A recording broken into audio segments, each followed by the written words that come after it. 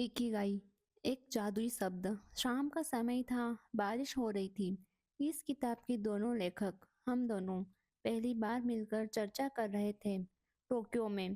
तभी पहली बार इस किताब के बीज बोए गए। इससे पहले कई बार हम दोनों ने एक दूसरे की किताबों को पढ़ा था, लेकिन यह पहली ही बार था जब हम एक दूसरे से मिल रहे थे। हम दोनों ज्ञापन की राजधानी से हजारों मील दूर रहते थे, लेकिन दोनों की पसंद का विषय एक ही था। शायद यही वजह थी कि हम उस रोज मिल रहे थे। उस मुलाकात की वजह से ही इस किताब का निर्माण हुआ है। उस मुलाकात के तकरीबन एक साल बाद हम दोनों दोबारा मिले। बगीचे में टहलते हुए हमने पाश्चात्य मनोविज्ञान और खास करके उस लोगोथेरेपी के बारे में बातचीत की, जो लोगों को अपने जीवन का मकसद ढूंढने में मदद करती है। हमारी बातचीत में एक बात उभर कर आई कि आजकल के मनोचिकित्सक विक्टर फ्रांकल की बताई हुई लोगोथेरेपी का इस्तेमाल कम करते हैं। इसके बजाय वे कॉलेजों में सिखाई जाने वाली बातों को प्रमाण मानते हैं। लेकिन आज भी लोग अपने जीवन का सही मकसद जानने में नाकामयाब होते रहते हैं। हम हमेशा ही अपने आप में यह सवाल पूछते रहते हैं कि मेरे जीवन का उद्देश्य क्या है।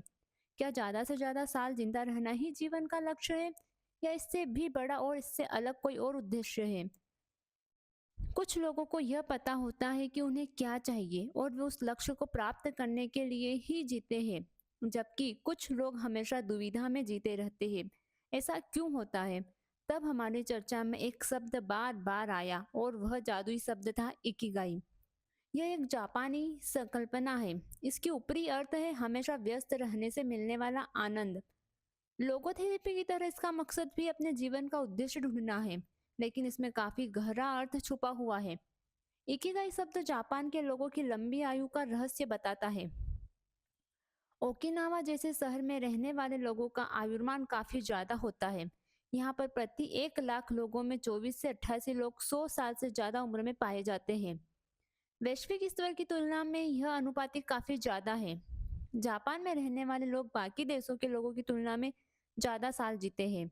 इसमें कोई शक नहीं कि अच्छा भोजन, ग्रीन टी तथा अच्छा मौसम, हवाई शहर के मौसम की तरह यहाँ का माहौल भी काफी अच्छा और सुखद होता है। इसमें बड़ी भूमिका निभाते हैं, लेकिन यहाँ के लोग के ज्यादा साल जीने के पीछे की असली वजह होती है इकिगाई। यह शब्द उनके जीवन को सही दिशा देता है। इस विषय का अध्ययन करते वक्त एक बात विशेष रूप से हमारे सामने आई कि इस विषय पर प्रकाश डालने वाली कोई भी किताब या व्यक्तित्व मार्गदर्शिका उपलब्ध नहीं थी।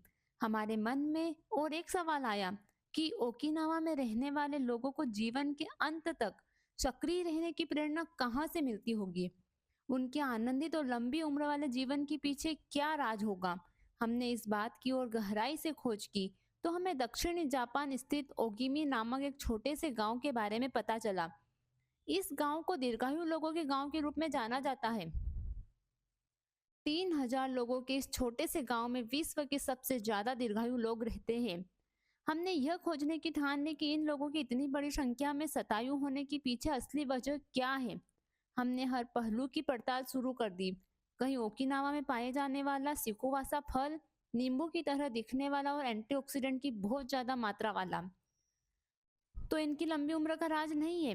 मोरिंगा चाय बनाने के लिए जो शुद्ध पानी इस्तेमाल होता है, कहीं वह इसके पीछे की वजह तो नहीं है।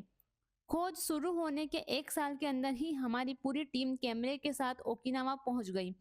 वहाँ के लोग काफी प्राचीन भाषा बोलते हैं और लंबे बालों वाले बुना गया के उसूलों के अनुसार जीते हैं। हमारे पहुंचते ही वहाँ के लोगों ने स्नेहशीलता के साथ हमारा स्वागत किया।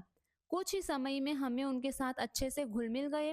हमें महसूस हुआ कि वे अनोखी ऊर्जा के साथ जीते हैं। जब हमने वहाँ के सबसे बुजुर्ग लोगों से भेंट वार्ता की तो हमें पता चला कि कुदरती माहौल के अलावा वहाँ पर कुछ और भी है, जिसकी वजह से वहाँ के लोग लंबी आयु जीते हैं।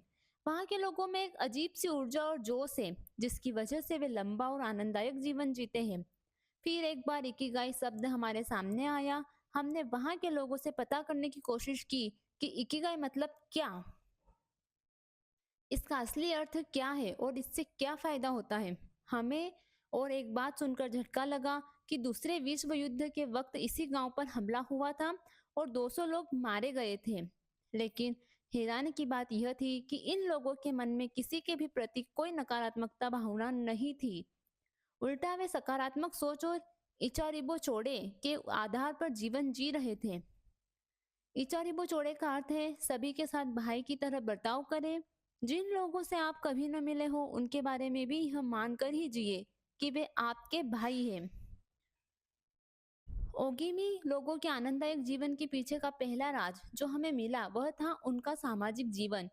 वे लोग काफी पहले से संघ भावना के साथ और अपनेपन से जीवन जीते आए हैं। वे लोग हमेशा एक दूसरे के साथ प्यार से पेश आते हैं और एक दूसरे की मदद करते हैं। दोस्ताना अंदाज में जीना, हल्का भोजन करना तथा सही मात्रा में आराम और व्यायाम उनके स्वास्थ्य के कारण है। लेकिन उनके पूर्णतः संतुष्ट आनंददायक और शतायु जीवन के पीछे का असली कारण है इकिगाई। वे हर दिन को इकिगाई के हिसाब से जीते हैं। इन लोगों के शतायु जीवन का राज आपके सामने उजागर करना और साथ ही आपको अपना इकिगाई ढूंढने में मदद करना ही इस किताब का मूल मकसद है। क्योंकि जिन जिन लोगों को इकिगाई मिला है वे लोग आनंददायक, संतुष्ट और दीर्घायु जीवन जी रहे हैं। आपकी इस यात्रा के लिए आप सभी को दिल से शुभकामनाएं।